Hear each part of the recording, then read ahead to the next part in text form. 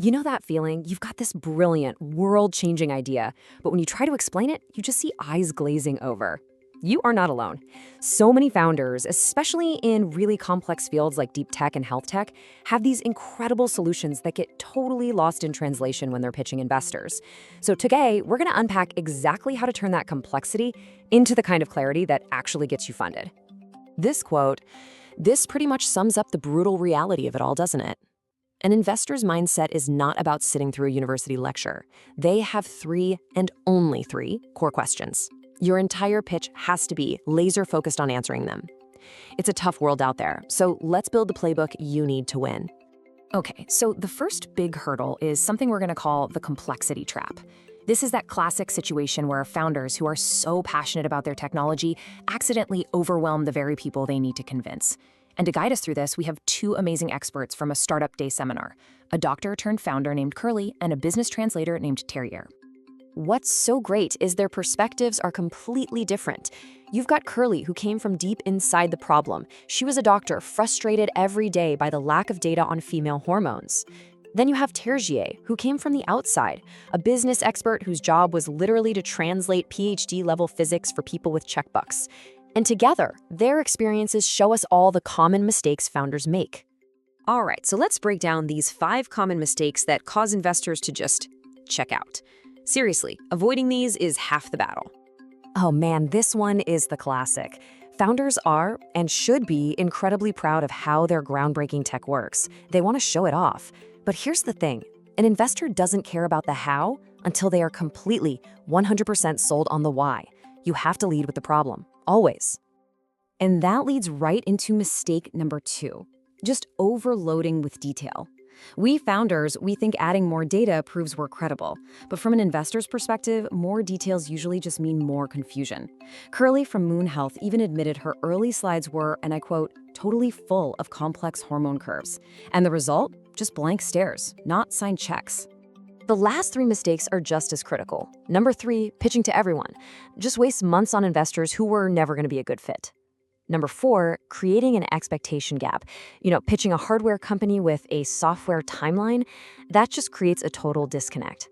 And finally, number 5, this fear of simplification. You've got to remember, making your pitch clear isn't dumbing it down. It's proving you've actually mastered your subject.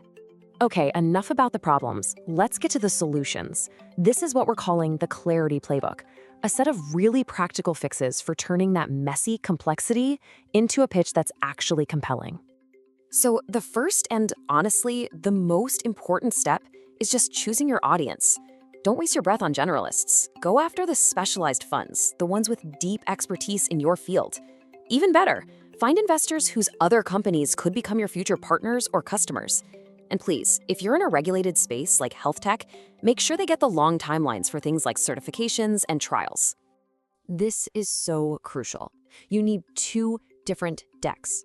Your investor deck has to be all about the market, the business model, the return on investment. You save the really deep science stuff for your academic or your partner deck. If you mix them up, you're just going to confuse everybody.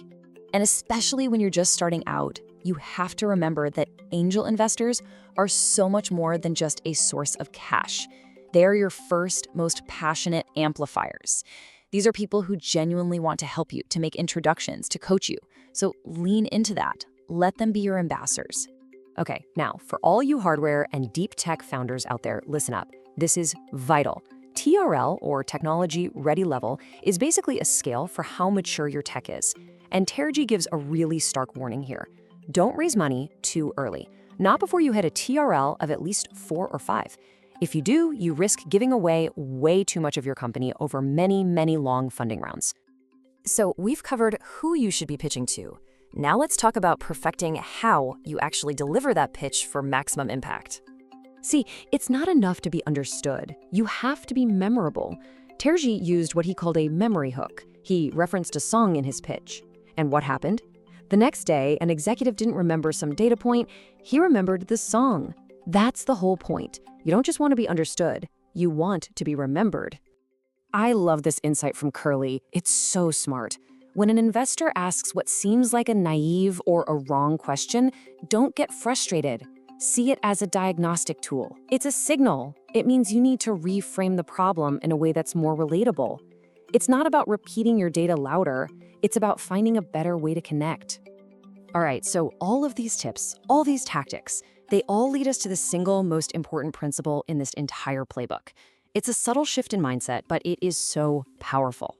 First, let's be absolutely clear. The goal is not to dumb down your science. Your complex technology is your secret sauce. It's your core advantage. You should never, ever feel like you have to make it seem shallow or simple. No, the real goal is to simplify the decision for the investor. Your job is to give them a clear, logical, easy path to saying yes. And you do that by proving three things. The market needs your solution, your team is the one to build it, and the opportunity is absolutely massive. And this is the bottom line. This is the one thing you should write down. Investors are not scared of complex technology. They're scared of unclear pitches. They're scared of making a bad decision because they just didn't understand the fundamentals of the opportunity. Your job is to provide that crystal clarity. So, what's the one thing you should remember as you walk into your next pitch? Well, it all really comes down to a single, powerful question you should ask yourself. Just think about that for a second. An explanation that just dumps a bunch of information on an audience. But an invitation makes the investor a character in your story. It invites them to join you on this incredible journey to solve a massive problem, and in the process, build a hugely successful company together. And that right there is the difference between a pitch that gets forgotten and a pitch that gets funded.